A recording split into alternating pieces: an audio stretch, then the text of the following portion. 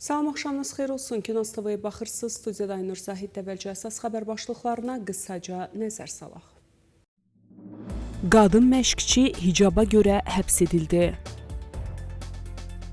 Hazırki şəraitdə İran-Amerika danışıqları mümkün deyil Abbas Əraqçıdan açıqlama. İran və Rusiya Xəzərdə konsorsium yaradır. Paşinyan Ermənistan ordusunun rəhbər heyəti ilə müşavirə keçirdi.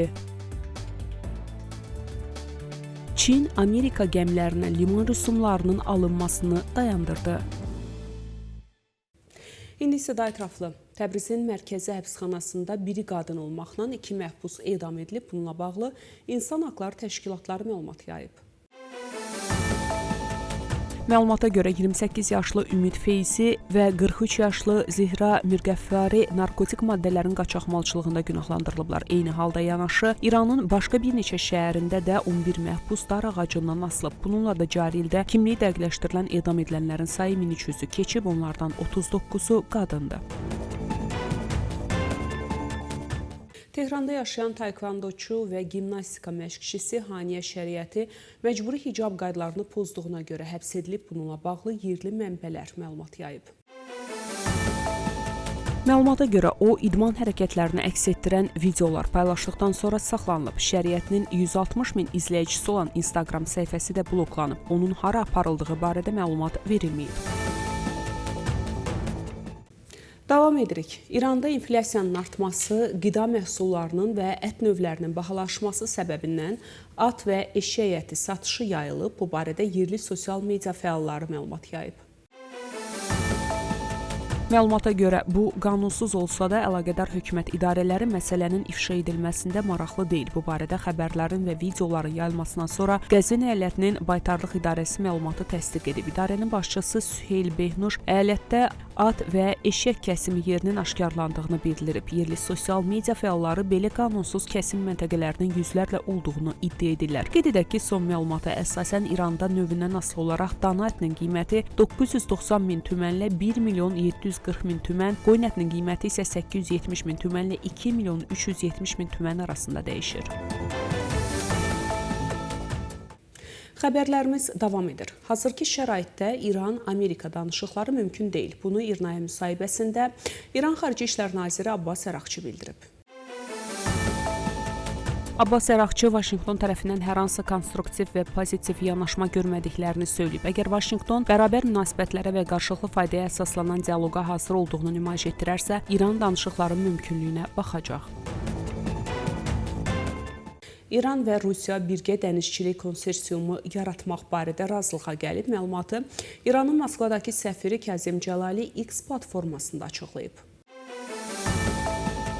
Onun sözlərinə görə razılaşma 6-7 noyabr tarixlərində Maçqalada hər iki ölkənin iri şirkətlərinin və hökumətlərinin nümayəndələrinin qatıldığı danışıqlardan sonra əldə edilib. Görüşdə bu konsorsiumun strukturu və çərçivəsi, həmçinin növbəti ay ərzində danışıqlar zamanı detalları və rəsmi mətni hazırlamaq və təqdim etmək barədə razılığa gəlinib. O qeyd edib ki, ticarət, nəqliyyat və tranzitin inkişaf etdirilməsi belə bir konsorsiumun yaradılmasının strateji məqsədidir. Qeyd edək ki, İran Rusiyaya yüklərin daşınmasında Xəzər dənizindən istifadəyə üstünlük verməyə çalışır. Onun belə daşımaları həyata keçirmək üçün yük donanması demək olar ki, yoxdur. Tehran Rusiya vəsaiti hesabına Rusiya şirkətlərinə yük gəmiləri tikdirməyə çalışır.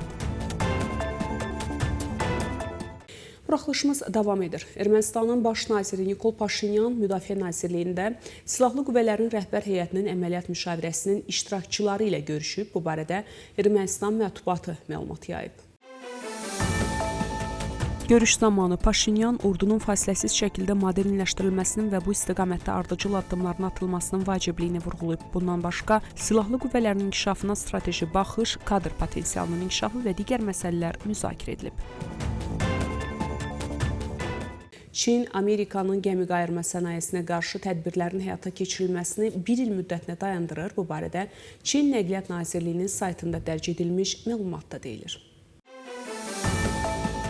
Qurumdan bildirilib ki, söhbət Amerika gəmilərinə tətbiq olunan xüsusi liman rüsumunun alınmasının 1 il müddətinə təxirə salınması qərarından gedir. Bundan əlavə, gəmiçilik sənayesi, gəmi qayırma sənayesi və əlaqəli sənaye təchizat zəncirlərinin təhlükəsizliyinə və inkişaf maraqlarına təsirlə bağlı vəziyyətin araşdırılması dayandırılır. Müvafiq qərarlar Kuala Lumpurda Çin və Amerika arasında ticarət danışıqlarında əldə edilmiş razılaşmalar əsasında qəbul edilib. Həmçinin, oktyabrın sonunda Çin Ticarət Nazirliyinə bildirilib ki, Vaşinqton Çin sədri Xi Jinping və ABŞ prezidenti Donald Trump arasında aparılmış danışıqların nəticələrinə əsasən Çinin gəmi qayırma sənayesinə qarşı tədbirləri 1 il müddətinə dayandıracaq, Pekin isə simmetrik cavab verəcək. Belə, hörmətli tamaşaçılar, bu saata çatdıracağım əsas xəbərlər bunlar idi. Görüşmək ümidi ilə salamat qalın.